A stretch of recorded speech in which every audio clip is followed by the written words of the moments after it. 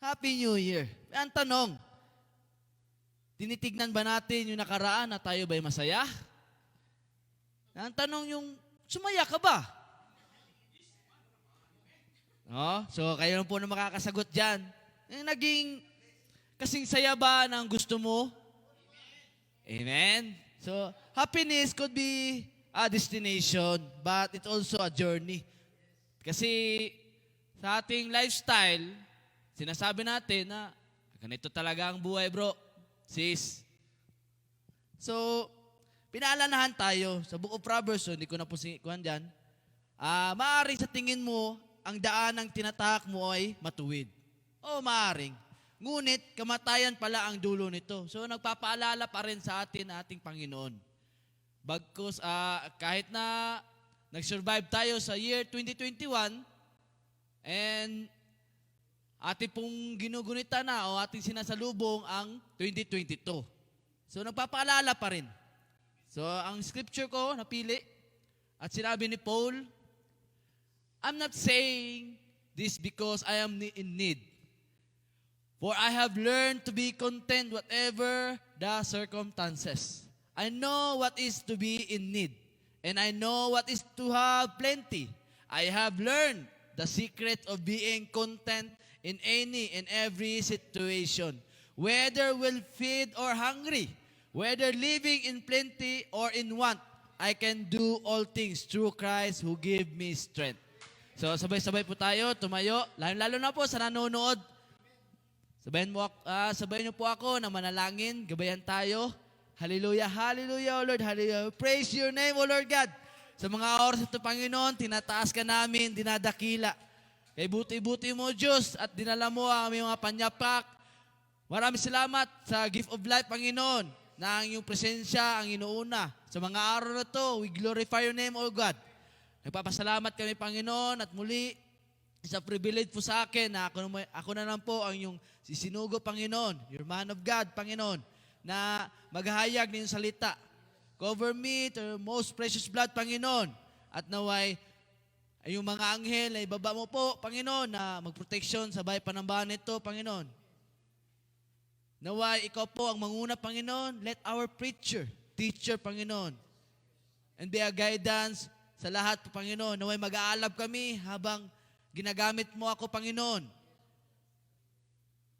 Sa lahat ng mga tao na nanonood, Panginoon, no parito, naway there's a healing and deliverance, Panginoon. Pagaling mo po ang mayroong mga sakit, Panginoon. Naway mag-reveal po sa amin na magre-rema sa aming buhay, na mayroon kaming panayam, Panginoon, at hindi kami nag-iisa. Maraming salamat, O Diyos, sa mga leaders and pastors na patuloy nangangalaga sa amin, nagtutuwid sa amin. Maraming salamat, Panginoon. In Jesus' name we pray. Amen at amen. Hallelujah. So, pwede na pong umupo. So, maraming salamat sa bawat isa at sa nanonood dyan. Patuloy lang po. Huwag kayong mag-skip. Dahil ito po ang magandang ihayag na kung saan ba patutungo ang ating buhay. In the topic, in the message, the road of life. Sabi nila maraming daanan nating buhay. Isa dito, ang pagiging kontento natin. Isa din dito, paano ba tayo mapapanatag sa ating sarili? Bagong taon. Mapapayapa ba tayo sa taon na ito? At makamtan ba natin ang kasiyahan na sa anumang mangyari? Ay makukuha ba natin na sa kabila ng lahat ng mga pagsubok, problema, trial sa ating buhay, makakaptan ba natin? Amen? So, those examples sa ating buhay na kailangan natin may gabay. Amen? And in the Bible say, there's two choices. No? Two choices. Example, if you are mamamatay na, yung tanong, mapapa-heaven ka ba o mapapa-eperno? Kung naroon ka ba sa two heroes, no? Kung nandun ka ba sa two builders, kung wise ka ba or nagiging fool na? O to become two sisters na isa ka sa tagapakinig o nabibisi sa mga anong bagay na magkaiba ang estilo, pamamaraan at iba-iba ang hinahantungan. And this is the road of life. Amen? So, ang tanong, in this year, how to take Happy New Year? It's a road of happiness, but there's a two roads. Yun yan sabi. And the number one is the because road. That because, ito yung sinasabi na I'm happy because maligaya ko kasi nabili ko ang lahat. Kasi matalino ako. Happy ako kasi. Yun yung buhay ng tao eh. Nagiging lifestyle. Nakukuha po natin sa ninununuan natin kasi ito yung turo ng lulo natin. Kasi nga, but ang tanong, the because road makes happiness very elusive. Nililinlang ka lang kapatid. Dahil nga sabi ng ninanay mo, sabi ng ni tatay mo, but yung buhay mo ba is gustong-gusto mo? Kasi nabibili mo yung dapat mong mabili? Kasi natupad mo yung dapat mong natupad? Tanungin mo yung sarili mo kung yun ba ay talagang nagpapasaya sa buhay mo. Itong daan na to, the because road is sobrang mailap o mahirap ang landas na ito. Bakit? Dahil maraming requirements sa buhay. Marami. At because it's make set condition. Merong kondisyon eh. O sige, sasagutin kita. Pero, di ba? Sa mag-asawa, o sige, bibilin ko yung gusto mo. Pero, merong mga kondisyon sa buhay. And pangalawa, there are limits, possibilities na magiging masaya ka. Kasi masaya ka na, lilimitahan ka. O sige, gumala ka, pero hanggang alas 9 ng gabi ka lang. Yung parte, alas 10 magsisimula. Di ba? So sa ating buhay, that causes much happiness. Walang kaligayahan. Binabati mo, kamusta ka na mare? Kamusta ka na pare? Okay lang. Ayos lang. Ang tanong, masaya ba? Kung kailan, di naman, kung kailan natutupad yung gusto natin mangyari, natutupad ba?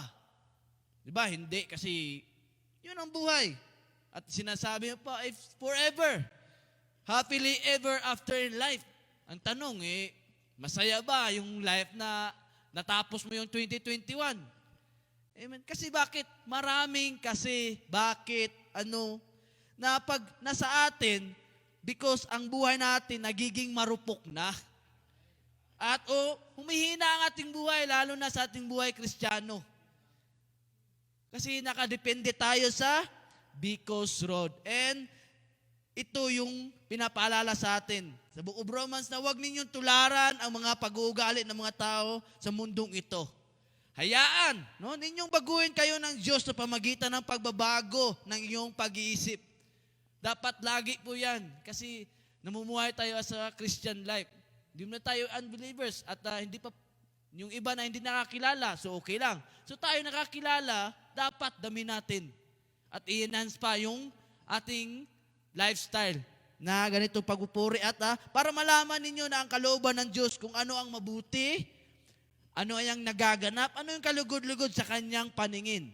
And this is the road of the inspired road. Amen? So pangalawang road. So dalawa lang. So dito tayo hahaba konti, So yung lahat ng dinarasan mo, inaasam mo na hindi man nakakamit, ang sinasabi, yun sa kabila ng lahat o yung kahit na. Di sa potential na magiging happy ka.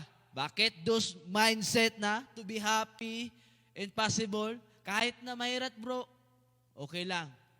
In spite, okay lang. Amen? kinikimkim yung kalungkutan. And nakukumit mo yung happier in spite of nothing having what you want. Hindi nagpapasaya kung anong meron ka. Yung tipong nagpapasaya yung kahit wala ka na. Na hindi mo naman nakukuha. Okay lang bro, na di ko nakuha yon. At least, masaya ako sa buhay ko. Masaya ka. Masaya na rin ako. Amen? And nothing having what you want exactly the way you wanted. Yung inaasa mong iPhone 20, nagiging Samsung ka lang, S8 Plus, okay na rin yun. At least may nagagamit ka. In spite of na mababal yung sahod mo, ganun talaga.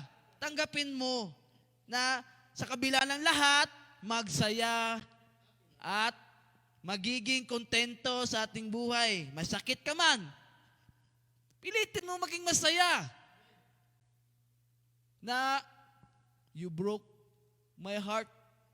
Kasi nga, nung nag-propose siya, wala, bigo. Nawala ng trabaho o finances. Maging masaya ka pa rin kasi, praise God, buhay ka pa. Hanggat may buhay, may pag-asa. Nawala ng mahal sa buhay, o masakit kasi nawawalan ka. Diba? Pero, at sa patuloy na yung buhay, tanggapin mo at humanap ka pa rin ng kasiyahan sa buhay mo. In spite of, at hindi yung because of. Then, ang tanong, how to find and take the in spite of road? Paano ba, Bro Jeff? Paano ba hanapin yan? Paano ba tahakin yan? Ang sagot, unang-una, do not complain. Yun ang una. Do not complain. Sobra mo mareklamo eh. Di ba? Like na sa activity. Meron sa activity. Meron namang karekla-reklamo kasi mali yung kanyang siguro, pahayag. O talagang reklamador ka lang. No? Do not be a complainer kasi bakit? Nagiging karakter mo yun eh. Lalabas sa yung buhay mo yun. So ano masasabi ng nakapalibot sa iyo? Pangit talaga ng ugali ng tao to, no? Ganyan pala si Jeffrey pag nagagalit. Amen? So dapat hindi tayo nagreklamo o mareklamo dahil ito ang hindi masayang kasama. Totoo ba? Oo, totoo. Hindi ka talagang masayang kasama. Amen? Na kahit umaraw, sinasabi ang init. Kung malamig, ang lamig. Di ba? Tanungin mo yung kasama mo, masaya ba ako kasama, bro? Sa pagiging reklamo ko?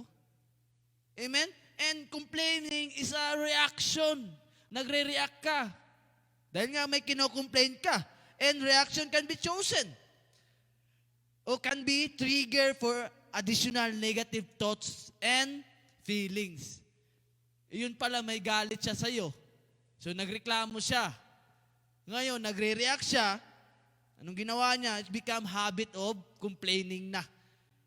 Ang paggawa ng action, inactivate niya. Inactivate ko ngayon. Nagiging reklamo na yung gagawin ko. At paulit-paulit na magiging habit at habit, it becomes me. Yun na ako. Di ba? Yun yung nakikita eh. So ngayon, it becomes character. Nagiging ugali mo na yung pagre-reklamo. Kaya, be guided mga kapatid. Don't be complain. Amen? In complaining is not a good habit. Complaining multiplies sorrow. Nagpapadagdag lang sa kalungkutan mo. Wala ka namang utang, wala ka namang, di ba? Tataka ka, wala ka namang binigyang sakit na, o di kaya yung pagiging mainitin na talaga yung ulo. Sabi ni Paul, nung dumating siya, I have the highest confidence in you, and I take great pride on you. You have greatly encouraged me and made me happy despite of our troubles. Dahil makulong na si Paul, magsaya at magmaimbento na ikakaligaya mo. Huwag kang isag sa yung lungkot. Huwag mong dalhin yan. Amen? Magpasalamat tayo na mayroong nagagabay sa atin. And you'll be alone, then talk to God. Huwag natin ipahawa yung lungkot. Bagkos, ipahawa natin ang kasiyahan in spite na may lungkot at pilitin ang paraan na yung mga nagpapibigat sa ating buhay, kalimutan. At kung meron lang yan, di, tanggapin mo na lang. Huwag kang maging masaya because maging masaya ka in spite of, sa kabila ng lahat, dahil ng Diyos ay ayaw ng reklamador. Bakit? Meron siyang warning. Nung dinala yung mga Israelita, no? Soon, the people began to complain about their hardship, and the Lord heard everything they said. And the Lord said, anger blazed against them. And he sent a fire of rage among them, and he destroyed some of the people in the outskirts of the camp. Pasalamat sila sa gilid-gilid lang, tinapon yung apoy na yon. In reality, yun yung mga problema sa ating buhay. Kung mareklamo ka, tatapunan ka ng Diyos, papaluin ka. Maging pasalamat tayo kasi bakit?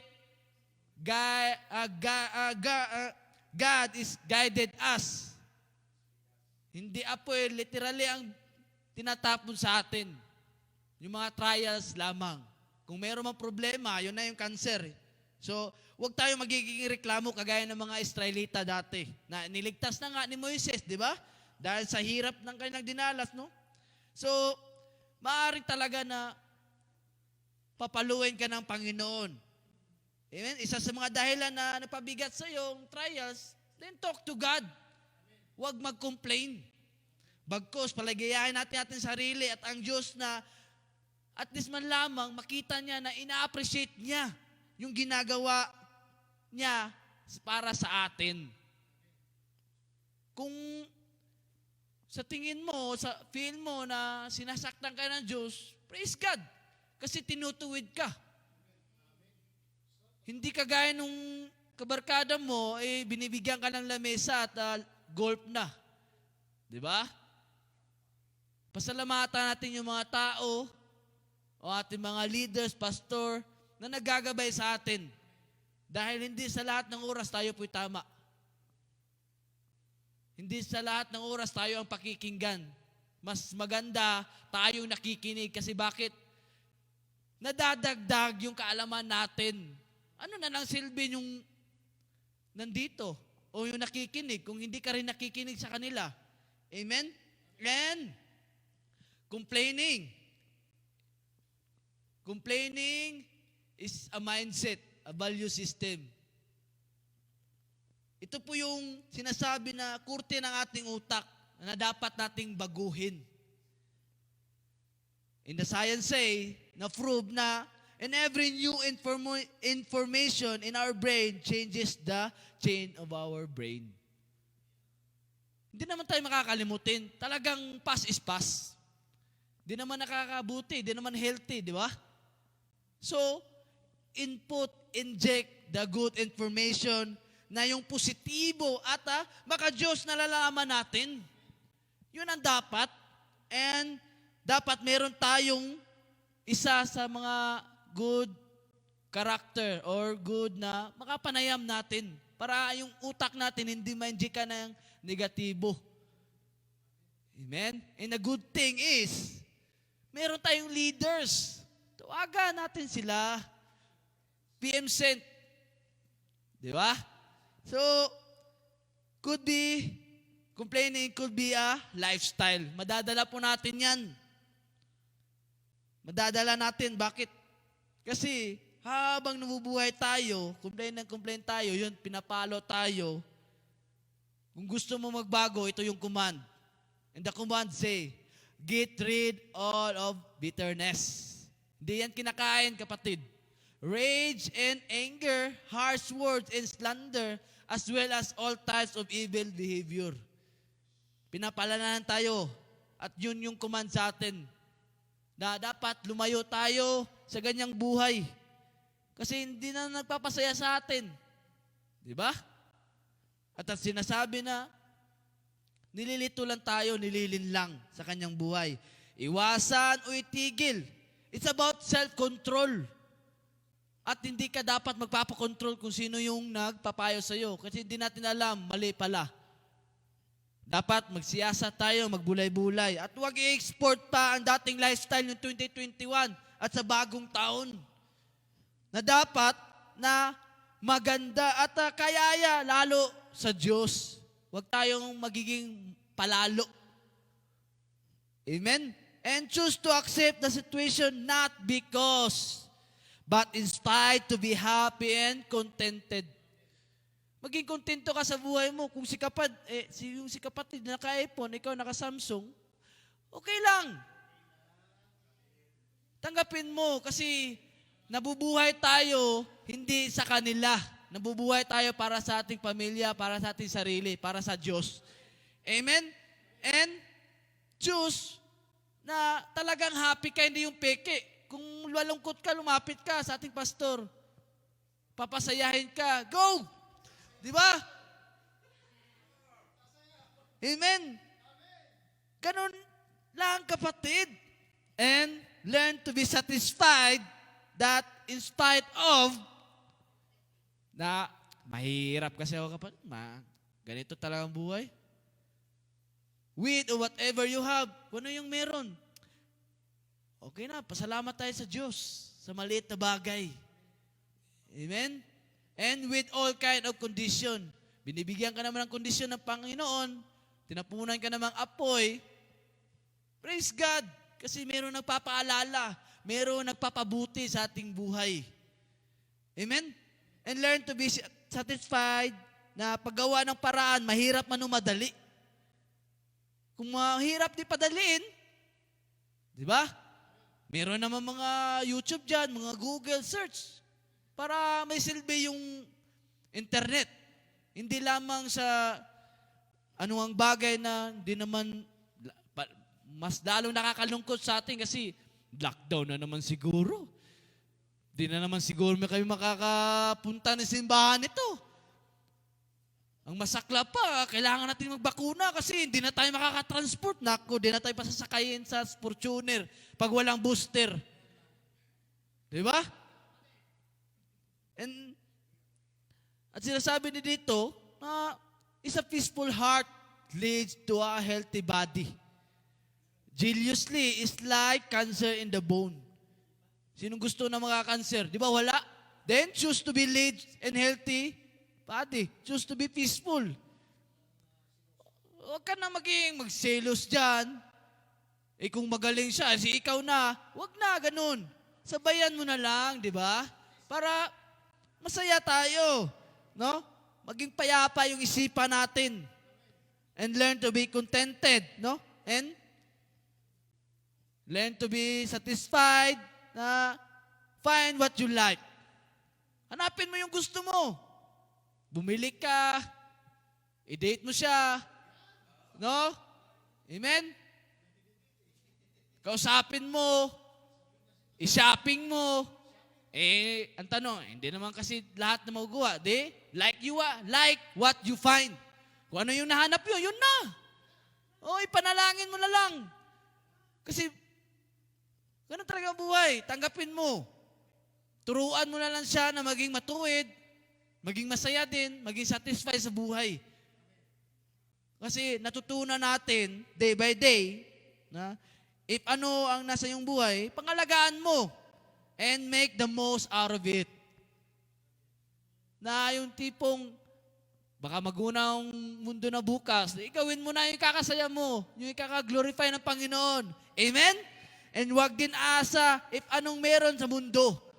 Huwag tayong asa na dapat nasa puso natin, na bit-bit natin kung kahit saan na, dahil ginusto mo to, ginusto ko to, and that's my attitude. That's our attitude. Kasi yun na nakikita, yun na napupunan ng tao. Mahirap naman na ipunan ng tao sa iba, ganun pala si Jeffrey. Pangit, di ba? Mas maganda na pinunaan ka man ng yung ibang tao, yung kapwa mo, at least yung feedback maganda. Ganun na pala si Jeffrey doon. Kahit nagsichismis ganun na pala si Jeffrey doon. Tumatayo na, meron ng inahayag, maka-Diyos na. At least maganda yung puna. Amen? And, dapat, may buhay man tayo mahirap no mayaman. Sabi dito, all the days of the oppressed are wretched, but the cheerful heart has a continual peace. Ang buhay ng mga dukha ay palaging mahirap. Oo. Ngunit kung makukontento lang sila, ay palagi silang magiging masaya. Yun ang sikreto ng buhay. Hindi mo na kailangan na magbanat ng buto talaga na parang kalabaw na para mabigay mo lang yung ikakasaya ng iba. Because mahal mo siya, gawin mo. Because kapatid mo, because tiyuhin mo, because kapag anak o relatives mo, walang ganun. Dapat sarili mo muna yung kasiyahan mo. Kasi bakit? Binigyan tayo ng Diyos na freedom, bawat isa. So piliin na natin yung magiging masaya. Amen? Mahirap man ang buhay, basta't kontento ang isa't isa, parang araw-araw na din pesta. So, para ding mayaman, araw-araw pesta, di ba? So, pwedeng maging equal yung mahirap at saka yung pinakamahirap at pinakamayaman. Yung pinakamayaman, dahil malaman sila, nakukuha nila yung gusto nila. At yung mahirap, dahil masaya sila, kontento sila sa kanilang pag-iisip at utak, yun ang parehong masaya sa ang ending. Masaya din pala yun. Magiging mahirap. Yung ending, masaya din naman eh. So, walang problema kung mayaman ka, pinakamayaman o pinakamahirap ka. Dapat magiging kontento tayo at yan lagi yung irereforma natin sa ating mindset. Amen? And learn to be satisfied of change your life or accept what is in the moment. Kung ano na yung nandyan, yun na. Ipanalangin mo lang, naging masaya ka, maging satisfy ka sa bagay na yan. Amen? Kung meron pang ikakalago, meron pang ikaka-enhance, then go for it. Pag alam mong para sa Diyos. Amen? Kasi hindi lahat ng bagay malungkot ka eh. Lulunurin ka na ng lungkot. And isa sa mga tanyag, isa sa mga successful sa buhay, si Socrates, sabi, he or she is riches who is content with the least. Mayaman na yung tao sa mga maliliit na bagay. Yun ang tunay na mayaman, na kontento sa kaunti. At yun ang nadadaan sa ating puso o kalooban. Kung ano yung nadaanan natin, maging contented ka, maging masaya ka. Kasi hindi mo alam, naging choosy ka, chinus mo yung pangalawa, ay, pangit pala ugali nito. Kung magiging asawa na, so pinili mo pa yung pangatlo. Nako, ganito pala yung biyanan ko. Di ba? Kung pinili mo yung isa kasi mabait siya, marunong sa bahay, hindi pala lago ng lakad, kasi pinili mo kasi yung maganda eh. Magandang panlabas, hindi magandang pangloob. Yung iba, pilosopo pa. Bakit? May lalaki madadala ng x-ray. Di ba? Nagiging habit natin. So, wag tayo magiging choosy sa ating buhay. Kung learn to be more appreciative, lalo-lalo na sa gawa ng ating Diyos. And kung nakaka-bless man, maliit man na bagay, pasalamat. Kasi hindi lahat ng bagay, inaapawan ka. Amen? And really, happiness is not in things. It's not in people. Happiness is in the mind. Kung ano yung nasa isipan mo at happy ka, yun na. Kung ulam mo, bagong at tuyo, praise God. Kasi meron pa. Hindi yung dati na nakakasama namin, pagpag na nga eh. Di ba? Pasalamat ka sa Diyos and learn to be content and satisfied with or without on-call companions. Na hindi ka nakadepende sa yung nakakasalamuha o yung mga kapatiran mo. Hindi laging dapat ay meron kang kasama. Bes, samahan mo ko mag-CR. Bes, samahan mo ko mag-shopping. Bes, hindi dapat ganun eh. Di ba? And learn to be alone. Tanggapin mo na ang lahat ay hindi buo. Bakit? Yung binuo, yung lalaki, tinanggalan pa nga ng sa tagiliran para magiging buo yung babae, di ba? So, learn to enjoy in spite of being alone. Huwag yung because, marami siyang pera, because, maganda siya kasama, because, hindi. Kahit ang araw-araw ay Pasko ay, no? Yung unang Kapaskuhan, dinaraos din sa sabsaban. Amen? At naganap na, hindi naman ingrande nung selebrasyon ng kapanganakan ni Jesucristo. So, tanggapin din natin and learn to take the in spite of road na kahit nga wala, sa kabila ng totohang wala, find your happiness.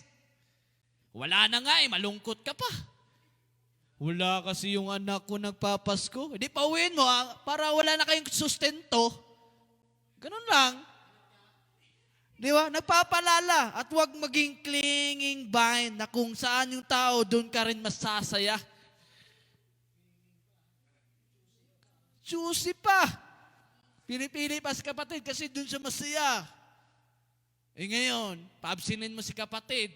Yung magbabayad ka sa arawan yan. Nako. And, ito yung sinasabi. Learn na kung kung konti, di konti, yun lang dumating, yun lang pinagpapala natin, Panginoon, di tanggapin. Kung kulang, di kulang. Walang magawa. Panalangin mo na sa susunod, be specific. Panginoon, Lord God, damihan mo. Kung nagkulang sa amin, lift your hand. Para pagbaba mo, libu-libong isda tinapay. Para makapagbigay ka pa sa iba. Amen? And kung wala, di wala. Anong gagawin natin dyan? At isa, kung malungkot, di malungkot. Malungkot talaga. Pero wag mong i-exage kapatid. Namumuhay kang Kristiyano, malungkot. Diba? Kasi maging si Jesus, no? Even Jesus called a man of sorrow. Amen? Alam mo ba, nagiging malungkot is nagiging advantage to. Meron din advantage, merong magandang hadikain. Kasi bakit? Kasi sa magiging malungkutin mo, nagiging sensitive ka sa mga tao na nakikita mo malungkot din siya. Nakita mo si Jeffrey, uy, bro Jeff, malungkot ka? Gcash. Give me your account. Diba? Kasi naranasan mo maging malungkot. Ayaw mo maging malungkot si kapatid. Diba? So, alam natin. At kung di ka kapansin-pansin o di ka kamahal-mahalin, di wag kang mamilit. Don't please people. There's a God sees your heart. Amen? Mas pansinin natin sarili na mas mahalin pa. Kasi lahat ng bagay, kinukuha mo na. Hindi mo na alam sarili mo. Binigay ko na ang lahat. Di ba? Ano ba bang kulang? Ang kulang, mahalin mo yung sarili mo. Di mo alam, di ka na nakabili ng bagong polo shirt. Amen? Di ka na nakabili ng mga bestida mo na dapat sana gumagwapo, gumaganda. Oh, ay hindi natin lagi isipin na para ikasaya ni kapatid, no? Para ikasaya ng ating pamilya. Amen? Piliin din natin na maging masaya sa ating sarili. Amen? Magtira. No?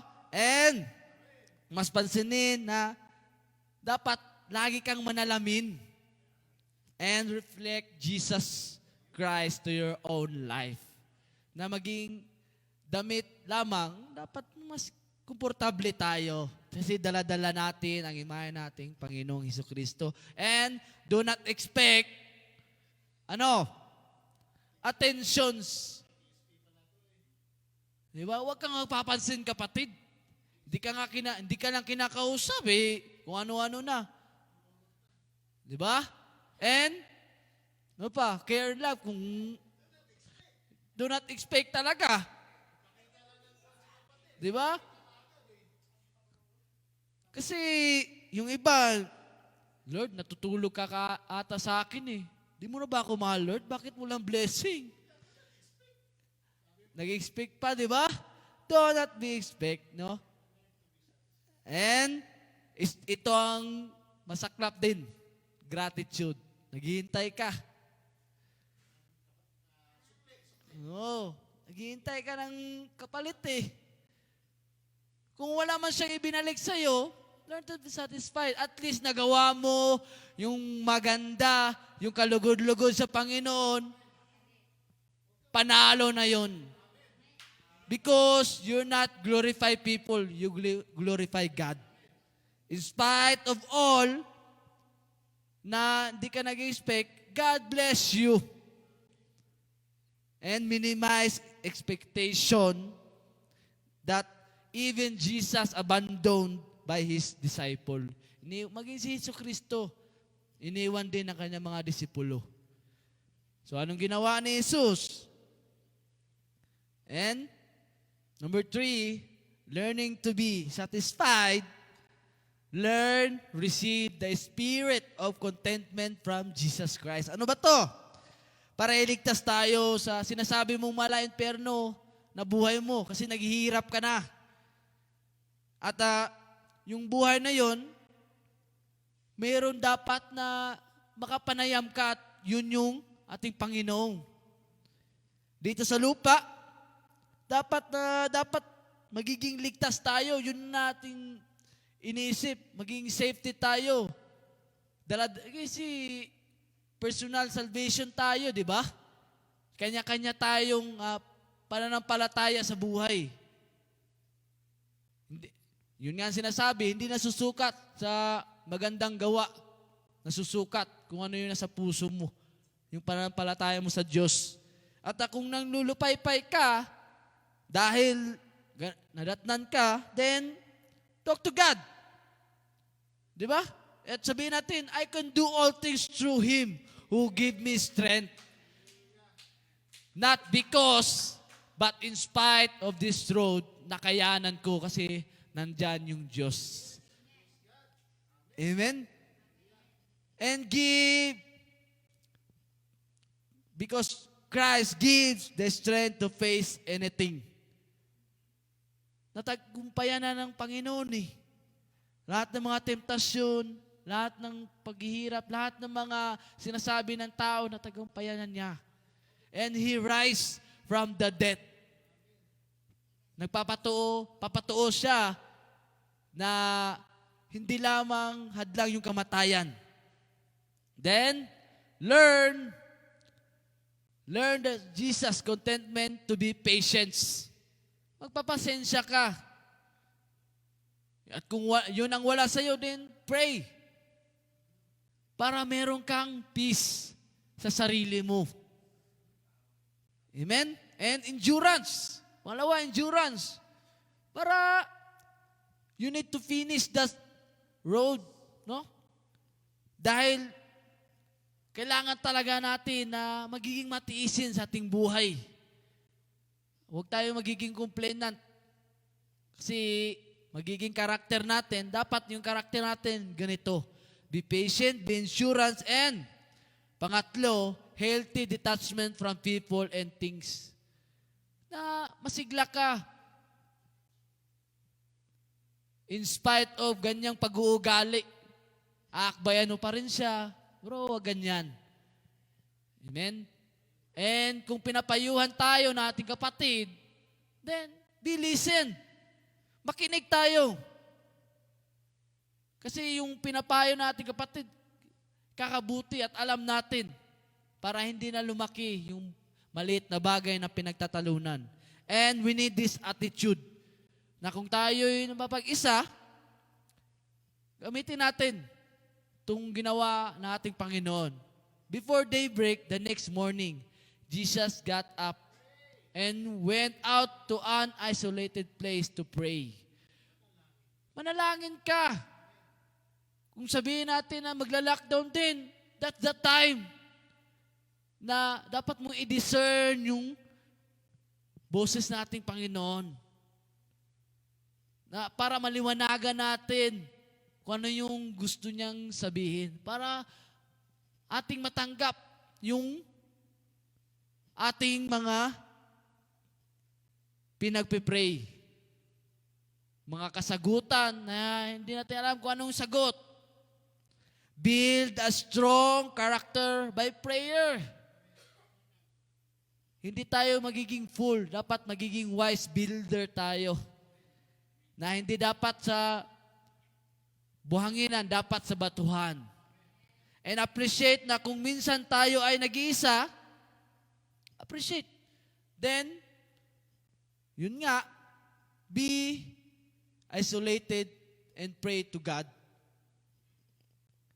The answer, when we are alone, na palalimin natin yung spirituality natin. Draw near to God. Pagtibayan nyo ating sarili. Kung ikay naglulumog, pagtibayan mo. At lalong mapapalapit tayo sa ating Diyos. Dahil wala kang ibang makakasama, kapatid. Kung ikay nanlulupay-pay, dapat magbubulay-bulay ka. At doon, magmuni-muni ka para mapabago yung isipan mo. Dapat nga, i-brainwash natin yan eh. Tapos, ating punuin sa mga salita nating Panginoon. And, paalala po rin sa atin, na do not love the world or anything in the world. If anyone loves the world, love for the Father is not in them. Kung lagi mong hinahagkan yung makamundong bagay, kasi doon ka nagiging masaya, kapatid, wala sa iyo ang Diyos. So it means, kung ano man nakikita natin sa makamundong ito, huwag nating daladalahin. Ibig sabihin, don't too much love. Huwag nating mahalin, lalo na yung makamundo. Too much love will kill you. And don't get too much touch o attached. That na hindi naman dapat talagang ikakat-attach eh. Kasi hindi na nagiging healthy. Amen? And huwag na nating dublihin yung lungkot. Amen? Huwag na natin dublihin yung lungkot and learn understanding and acceptance of people. Kasi yun talaga yung ugali niya. Amen? So, dapat inuunawa natin, mas inuunawa pa, at tanggapin kung ano yung taong yun. And, ang tunay na peace is, don't criticize. Because this is the application or conclusion natin. Accept other believers who are weak in faith. And do not argue with them about what they think is right or wrong.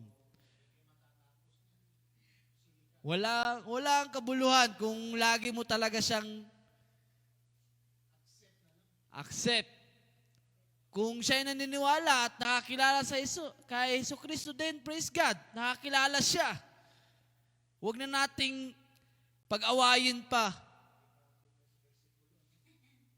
Amen? And kung alam natin kakamali siya, huwag na tayong umimik.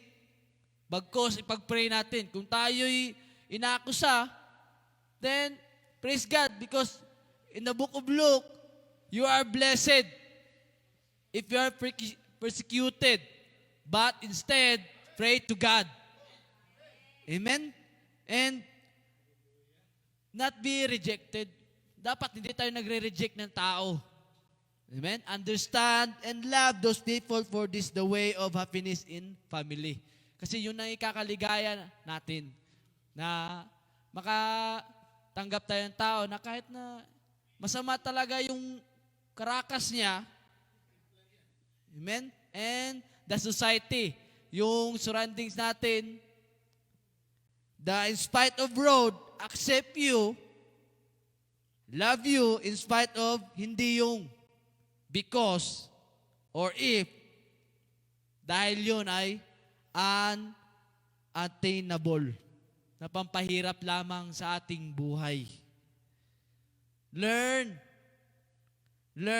the simplification of life. Simplihan mo lang yung buhay mo, kapatid. Change what can you change. Kung ano yung mas easy or mas mapadali na palitan, di palitan mo. Amen? And accept what can you change. Ay accept mo yung mga bagay na pwede mong palitan. Amen? Huwag na nating ipilit natin sarili. Amen?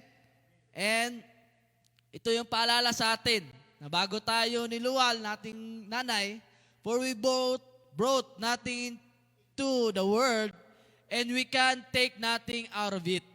But if we have food and clothing, we will be content with that. Kung niluwal tayo nating nanay na walang-wala, dapat maging kontento lang tayo kung kain na lang at meron tayong, at least hindi tayo nagiging palaboy-laboy doon. Di ba? Amen? Ipagpasalamat kung anong meron ka. If may dagdag, di double blessing. Kung meron mang darating, di mas magpasalamat para hindi mahirap ang i-please ng isang tao o sa kapwa mo tao. Amen? Minimize your needs and wants. Huwag kang magiging sobrang ambisyoso. Kung alam mo nga na hindi mo kaya, di ba? And minimize your expectation. Minimize your frustration and unhappiness. Yung nagpapabigat sa sarili mo. Amen? And train your mind, your heart, in spite of road of this world. Wala naman talagang masaya sa mundo. Pinipilit mo lang yung sarili mo. Kung meron man lang, yun yung daanan patungo natin sa ating Panginoong Hesukristo. Amen? Sabi po doon, I am not saying this because I am in need. For I have learned to be content whatever the circumstances. I know what is to be in need, and I know what is to be have plenty. I have learned the secret of being content in any and every situation, whether well-fed or hungry, whether living in plenty and I can do all this through Him who gives me strength. Amen? So tayo po'y tumayo. Manalangin tayo ng pangwakas at naway gabayan tayo. Hallelujah, O Diyos. Hallelujah, hallelujah, Panginoon, hallelujah. We praise your name, O God. Maraming salamat, O Diyos, na muli mo kami na dinagdagan ang aming pag-aaral ng iyong masalita, Panginoon. Nakapanayam ka namin, Panginoon. Alam namin na hindi mo kami iniwan. In spite of this road namin tinatahak sa bagong taon, Panginoon. O Diyos, baguhin mo aming takbo na aming puso't isipan na mas mapalapit pa kami sa iyo, Panginoon. Hindi lamang in happy road, in a sadness road, Panginoon. But in spite of this lifestyle, Panginoon, nakakamtam namin, nakaginawaan, kapayapaan. Maraming salamat, O Diyos, not because sa natatanggap namin, not because sa aming makatalinuhan, not because sa aming nagagawa, but in spite of this road, natutunan namin magiging matatag. Natutunan namin to stand firm to those trials at sa mga paparating na mga trials, Panginoon. Ipanatili mo sa amin ang buhay na pinaparanas mo sa amin, O Diyos.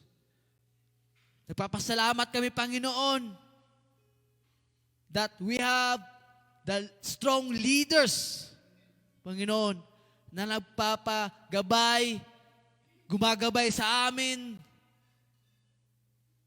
nagpapakontento kung ano yung meron sa amin. O Diyos, hindi namin makakamtan ng kasiyahan na to kung wala yung katuruan mo, Panginoon. Despite this na madilim na aming tinatahak, despite na nagsisimula kami, Panginoon, sa this year, 2022, naway mas matagumpayan pa namin, Panginoon, sa aming mga loved ones, sa aming mga pamilya, sa aming mga kaaway, Panginoon, na mas makuha pa namin yung minimiti mo para sa amin, Panginoon, na mas mahalin namin kung ano yung nasa aming buhay na pinapangawakan namin, O Diyos. Pinasalamatan namin, Panginoon, naway mas maihayo pa namin ang ibang kapatira na nawawala ng lalamig, Panginoon. Naway amin pong maaabot sa pamamagitan ng inyong mga salita, Panginoon, na inahayag. Naway sa lahat na nakikinig, nanonood, naway maipasok po sa kanilang puso at mapagbago sa kanilang buhay. Maraming salamat, Panginoon, na ako po yung ginamit.